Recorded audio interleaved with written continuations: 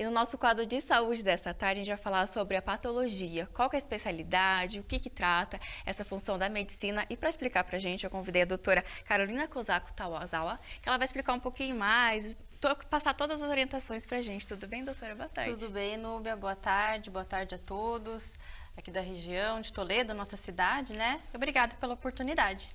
Nós que agradecemos. E para a gente começar, doutora, eu quero que você fale para a gente, então, o que é a patologia dentro da área da medicina? Certo. É importante a gente conversar sobre o assunto, porque é uma área que quase todo mundo desconhece. Eu acho que só quem faz medicina, né, a área da saúde em si, ouviu falar. Às vezes a gente comenta, o que você faz? Eu sou patologista. Falo, o que é isso exatamente, né? Então, a patologia, não puxando a sardinha para o meu lado, porque sou patologista, né, médica patologista, eu digo que ela é o epicentro da medicina. Por quê? Porque patologia, logia, né, que é o estudo, pato, é o estudo das doenças. Então, medicina nada mais é que a gente estudar as doenças, conhecer elas, não importa se é uma neoplasia maligna, ou benigna, ou inflamatória, não importa, ela estuda todas as doenças. Por isso que é uma área muito ampla, difícil, tá? Não é todo mundo que gosta, porque você tem que saber um pouquinho de cada coisa, e mesmo assim eu brinco assim, a gente não sabe tudo, mas tem que saber um pouquinho de cada coisa e ter noção. Então, patologia, para entender, é a ciência que estuda todas as doenças. Uhum. Tá? E doutora, qual que é a função do médico, então, patologista? Então, aí que tá. A gente tem que desvendar todas essas doenças. O legal para mim é justamente isso.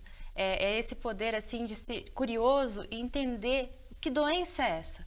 Então, a gente recebe amostras e eu preciso dizer para o meu colega que tirou aquele fragmento, né, e dar um diagnóstico para esse paciente, o que é isso? Então, a gente tem estruturas celulares, né, que a gente analisa e critérios que a gente aprendeu lá na nossa especialização para dizer o que é essa doença, das características, se ela tem características de malignidade, benignidade. Então, ela estuda isso, ela estuda essa gama de doenças, né, para fechar um diagnóstico para que o clínico, o oncologista, o cirurgião, enfim, consiga dar o melhor tratamento possível para o paciente. Uhum. Tá? E quais são os principais desafios da medicina dessa área, doutora? Nossa, eu brinco que um desafio muito importante, eu acho que agora a gente está, depois de pandemia e tudo mais, parece que as doenças elas estão ressurgindo ou se modificando aquilo que está. Então, o desafio é que está surgindo cada vez mais coisinhas novas, doenças diferentes.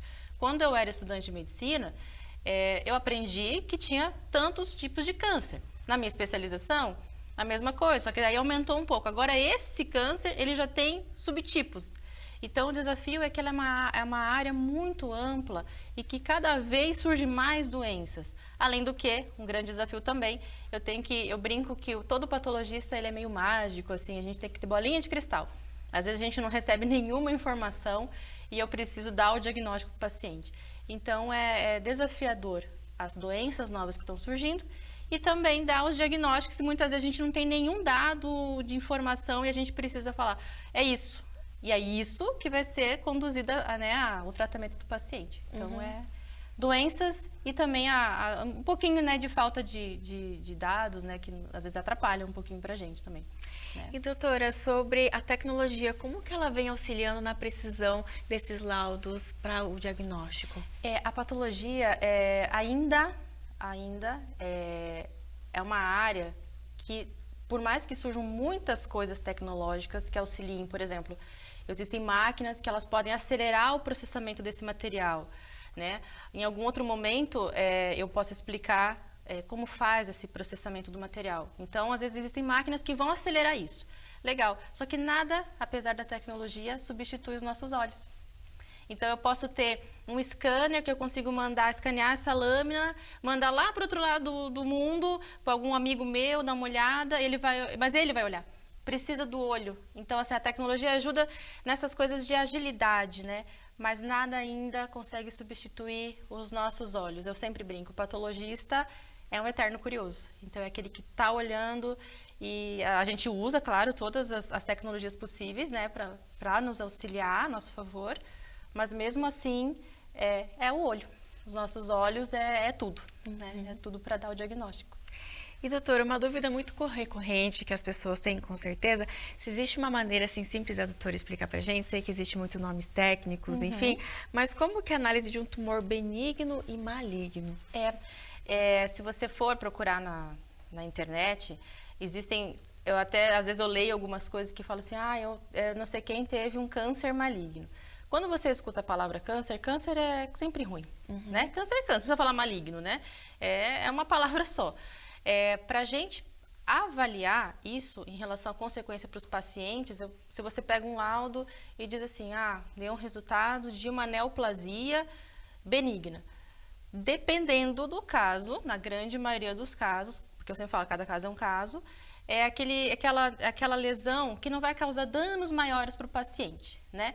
Então, claro, se não for alguma coisa muito expansiva, num local que possa prejudicar, por exemplo, eu tive um caso de uma paciente, uma criança que tinha uma lesão benigna no cérebro, porém, como ela estava fazendo efeito de massa, crescimento, apesar de ser benigna, estava causando danos para ela. Então, assim, de uma maneira geral, o benigno é aquilo que não vai te trazer danos maiores, né? Muitas vezes você retira, tranquilo e para por aí. O maligno não. Depende, e aí abre um leque, né? Porque maligno não é só maligno. Ele tem maligno, do maligno, do maligno. Tem vários subtipos amiguinhos dele. Ele sim, se a gente não tratar, não cuidar, não prestar bastante atenção, aí sim pode trazer danos maiores, até mesmo virar óbito. Então exige uma análise mais detalhada. Então, quando me perguntam, até voltando à primeira pergunta da patologia, é assim, tudo que você retirar do seu corpo, nem que seja por estética, tá? Vamos supor, faz uma redução mamária. É indicado fazer análise anatomopatológica. Por quê? Porque mesmo que tudo levava a crer que não tinha nada, mas é bom analisar, porque às vezes você pode encontrar alguma coisa e a gente que vai te dizer, não, fica tranquilo, não tinha nada, tá? Ou não, tinha alguma coisa. Então, benigno é aquilo que não te traz danos maiores e o maligno é aquele que precisa ficar mais em cima, né, para cuidar, para o paciente não vir, enfim, a ter complicações e a vir a óbito também. Né? E doutora, sobre análise de doenças inflamatórias, como que elas acontecem? Na realidade, na nossa área, tudo a gente faz do mesmo jeito. Só que existem padrões que a gente estuda para a gente olhar e falar, não, isso aqui é inflamação. Então, a gente tem tipos de células responsáveis pela inflamação e aí a gente vai olhar e vai dizer, isso aqui é inflamatório. Tá? Então, assim, a forma de analisar toda é a mesma. Quem nos diz isso é a célula que a gente está olhando no microscópio e ela vai te dizer, olha, eu sou boazinha, né? Então, eu tenho capacidade de ser benigna ou não, eu sou maligna ou não, tem muita inflamação ali. Então, a forma de análise é a mesma e o laudo que vai ficar mais descritivo e vai dizer, né? E aí, muitas vezes, eu preciso dizer qual a causa dessa inflamação. E aí a gente tem que estudar mais um pouco, por isso é importante os dados de informação clínica, que a gente junta uma coisa com a outra para dar um diagnóstico, né? É como montar um quebra-cabeça, doutora. Exatamente. Só que daí falta uma peça quando não vem um dado.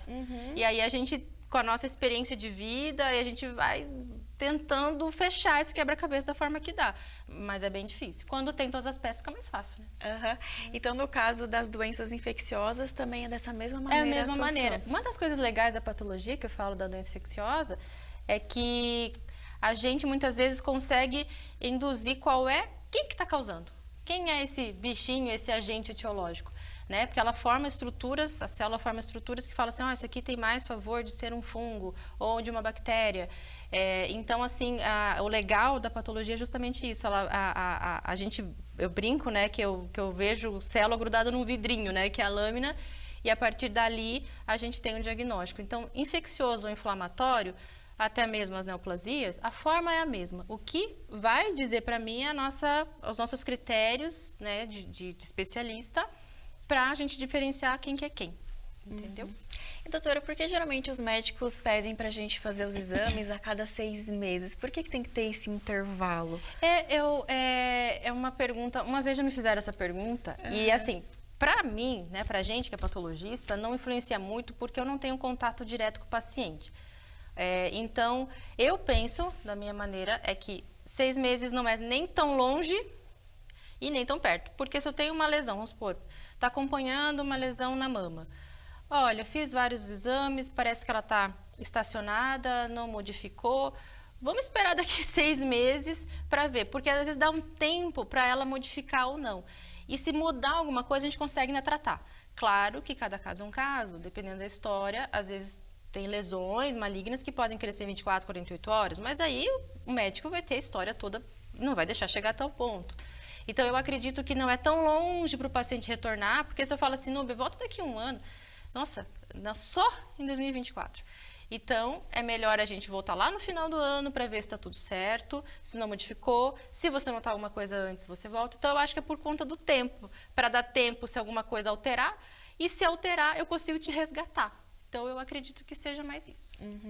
Olha só, gente, quantas explicações aí dessa área da medicina bem complementar que está aí no nosso dia a dia, que serve muito aí para os diagnósticos. Doutora, obrigada mais uma vez pela sua participação. Inclusive, faço convite para as pessoas, às vezes ficou com um pouquinho de dúvida, enfim, que a gente fala, né? Essa coisa está no nosso dia a dia para entrar em contato contigo. Isso, eu tenho meu Instagram também, que é a Carolina Cosaco, né? Que pode acessar lá. E também posso esclarecer outras dúvidas, né? Alguns pacientes chegam, me perguntam e acho bacana, né, para entender o que está acontecendo. Tá? Eu agradeço em nome do laboratório a oportunidade de estar aqui com você, com toda a equipe e também entrar na casa, né, das pessoas, certo? Obrigada. Então fica as informações para você entrar em contato. E agradecer a Miranda Fashion por mais essa combinação da entrevista. Vestido todo soltinho, para você que gosta dessa opção. Pode também colocar um cintinho para dar uma marcada na cintura. Até a Carol tinha mandado, gente, um cintinho aqui para mim, mas eu gostei dessa proposta mais soltinho para ficar mais confortável. A jaquetinha, que essa jaqueta estilo corino tá com sucesso. Tem várias cores também que você encontra lá na Miranda Fashion, que fica aqui em Toledo, na Rua Barão do Rio Branco. O Instagram aqui embaixo para vocês entrarem em contato, tem mais informações, as novidades, os looks também. Eu faço convite para você ir lá na loja e ficar linda e estilosa e na moda também. Agora eu volto aí para o estúdio em Cascavel. Valeu, doutora Carolina. Muito obrigado aí, né, por essa participação no nosso programa aqui e explicar mais sobre essa área da medicina tão importante para o diagnóstico, né, de tumores e outras doenças também. Espero que vocês tenham gostado aí das nossas dicas.